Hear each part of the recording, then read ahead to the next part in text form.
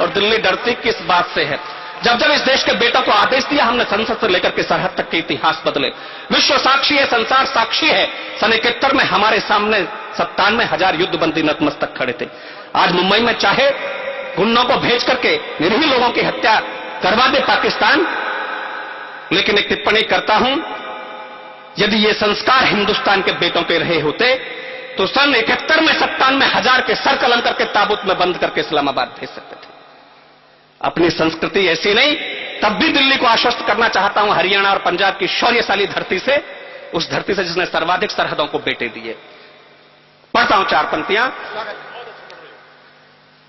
कि जब जब दिल्ली ने भरोसा हम पे किया है, जब जब दिल्ली ने भरोसा हम पे किया है, हम शत्रुओं का दंभ झाड़ते चले गए। यहां माला जपने के सपने जो देखते थे, उनको उखाड़ते पछाड़ते चले गए। यहां माला जपने के सपने जो देखते थे, उनको उखाड़ते पछाड़ते चले गए। नानी याद करता था पानी मांगता था पाक, नानी याद करता था पानी मांगता था पाक। जब चाहा पानी सा उतारते चले गए। दुख है तो इतना है जिसे गोलियों से जीता, दिल्ली वाले बोलियों से हारते चले गए। दुख है तो इतना है जिसे गोलियों से जीता, दिल्ली वाले बोलियों से हारते चले गए। दिल्ली वाले बोलियों से हारते चले गए। दिल्ली को कुछ नहीं करना, इस बेटों को, इस देश के बेटों को आदेशित करे, कश्मीर की समस्या का समाधान हो जाएगा। सियासत को भ्रम है कुछ बड़े लोगों को कि शायद भारत में कश्मीर का विलय हुआ है या नहीं है, भारत कश्मीर में है या नहीं। सेना को आदेश दे, कश्मीर का यदि विलय नहीं है तो हो जाएगा, इस बार होने दे। मैं 4 पंक्तियां पढ़ता हूं कि शत्रुओं ने कश्मीर पाक में मिलाने के जो कल्प चित्र खींचे हैं, समूचे फाड़ आएंगे। शत्रुओं ने कश्मीर पाक में मिलाने के जो कल्प चित्र खींचे हैं, समूचे फाड़ आएंगे। शत्रु दुशासन सा जो छू गया है मां का चीर, उनकी भुजाएं भीम से उखाड़ आएंगे। शत्रु दुशासन सा जो छू गया है मां का भाल, उनकी भुजाएं भीम से उखाड़ आएंगे। सुख से सियालकोट के सियार सो न पाए, सुख से सियालकोट के सियार सो न पाए। सैनिक सपोत सिंह से दहाड़ आएंगे। दिल्ली 10 घंटे की इजाजत हमें जो दे दे, दिल्ली 10 घंटे की इजाजत हमें जो दे दे। इंच इंच पाक में तिरंगे गाढ़ आएंगे। दिल्ली 10 घंटे की इजाजत हमें जो दे दे, इंच इंच पाक में तिरंगे गाढ़ आएंगे। इंच इंच पाक में।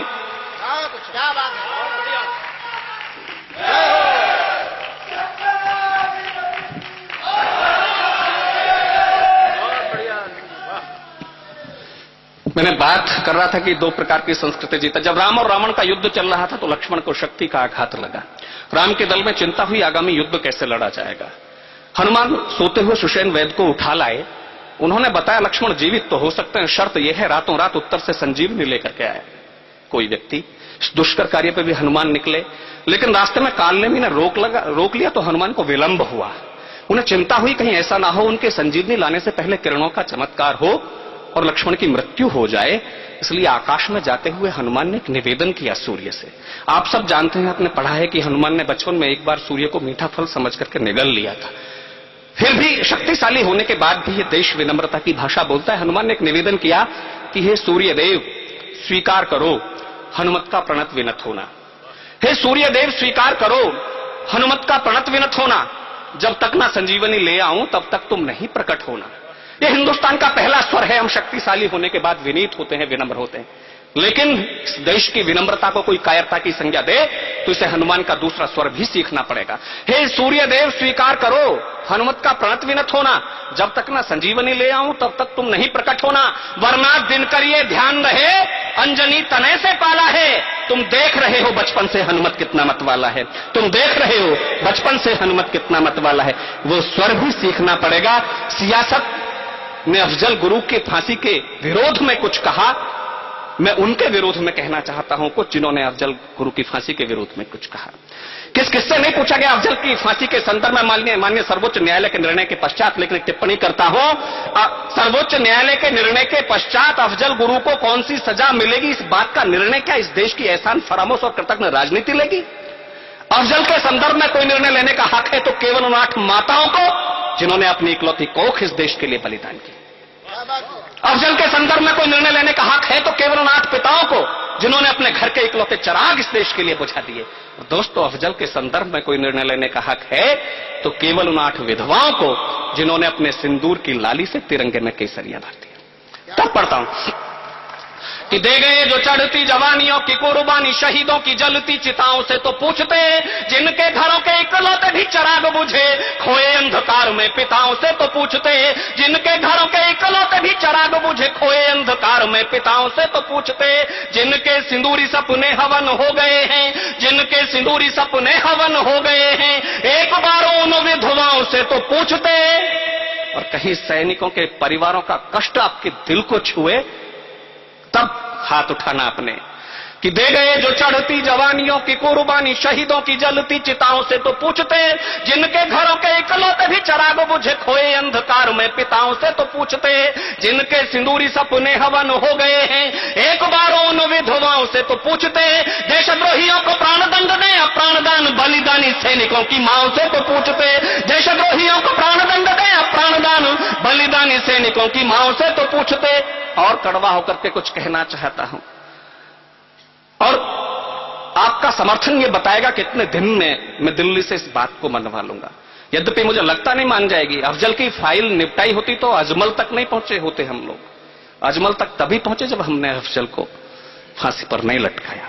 लेकिन फिर भी मैं एक आश लेकर के, एक विश्वास लेकर के इस कविता को सारे देश में पढ़ता हूं। दिल्ली शायद मेरी बात सुने कि हत्यारों के हित में खुली बयानबाजियों का, हत्यारों के हित में खुली बयानबाजियों का तीव्र होता हुआ ये प्रवाह मंद कीजिए, उग्रवादियों के पक्षधारियों के सीने फाड़ बलिदानियों के मान को बुलंद कीजिए, उग्रवादियों के पक्षधारियों के वक्ष चीर बलिदानियों के मान को बुलंद कीजिए।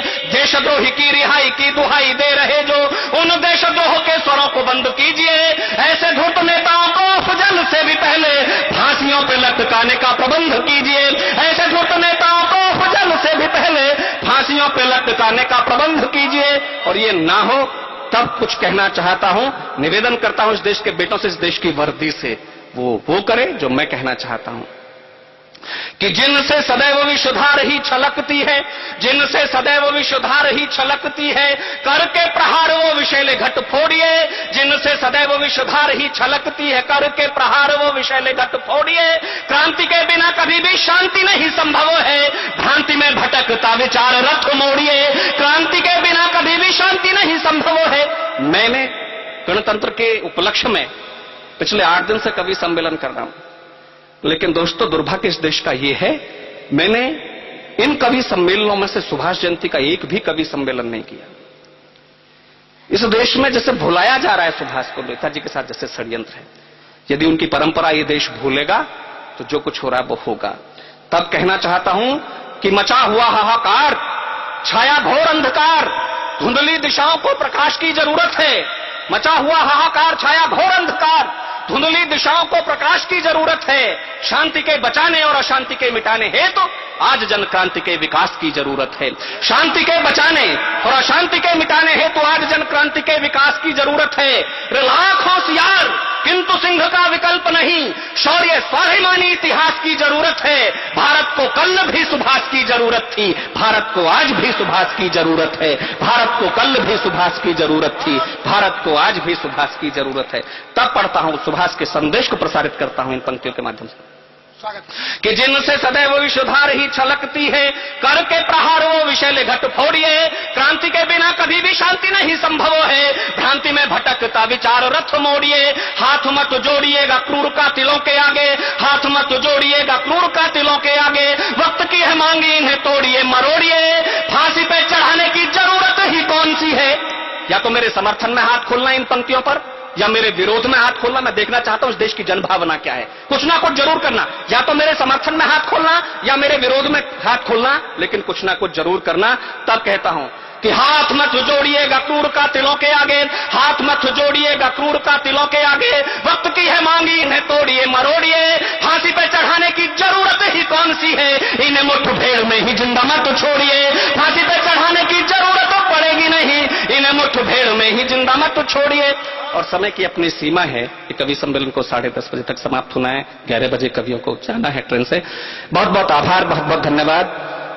और हमारे 2 मित्र कवि अभी बाकी जिन्हें काव्य पाठ करना है।